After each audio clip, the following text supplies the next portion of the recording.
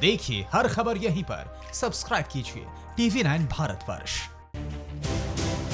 Rafale Bharat आ रहा है, लेकिन इस डील के साथ ही भारत और फ्रांस के रिश्तों में जो मजबूती आ रही है वो आने वाले दिन में पूरी दुनिया को हैरान करने वाली है। आसमान का सिकंदर हिंदुस्तान की सरजमी पर उतरने वाला है। आवाज की रफ्तार से भी तेज उड़ने वाला, दुश्मन को एक झटके में खत्म करने वाले राफेल के भारत आने का इंतजार खत्म हो गया है। 7,364 किलोमीटर की हवाई दूरी तय करके 5 राफेल अंबाला के एयरबेस पर बुधवार को पहुंच जाएंगे। राफेल की डील के बाद फ्रांस और भारत के रिश्ते पहले से ज्यादा मजबूत हो गए। रक्षा, सुरक्षा, अंतरिक्ष और उच्च प्रौद्योगिकी के मामले में भारत और फ्रांस के बीच का सहयोग पहले से मजबूत बन गया है। फ्रांस ने भी अमेरिका के साथ मिलकर चीन के मंसूबों पर पानी फेरा है। भारत और फ्रांस के रिश्तों में कितना दम है, इस बात का अंदाजा इसी से लगाया जा सकता है कि ड्रैगन को उसकी हद में रखने के लिए फ्रांस ने हमेशा भारत का साथ दिया।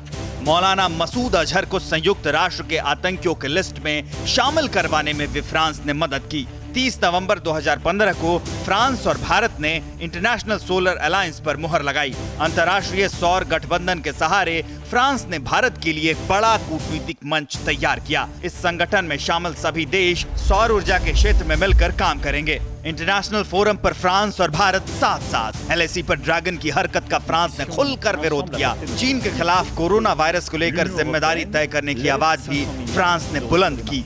ये वही राफेल है जिसने 2019 के चुनावी मुद्दे पर जनता का भरोसा जीता था। राफेल ने सुप्रीम कोर्ट में कानूनी जंग भी जीती और LAC पर जीत के लिए राफेल भारत के लिए रवाना हो चुका है।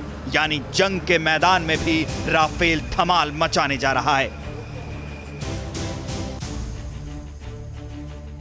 पाकिस्तान अब पूरी तरीके से चीन के इशारे पर चल रहा है। बीजिंग से इमरान और बाजवा के बॉस का फोन आता है और वो फिर भारत के खिलाफ साजिश में लग जाता है।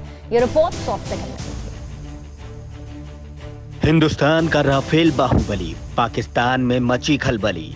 चीन के ऑर्डर पर उसका गुलाम पाकिस्तान हुआ एक्टिव।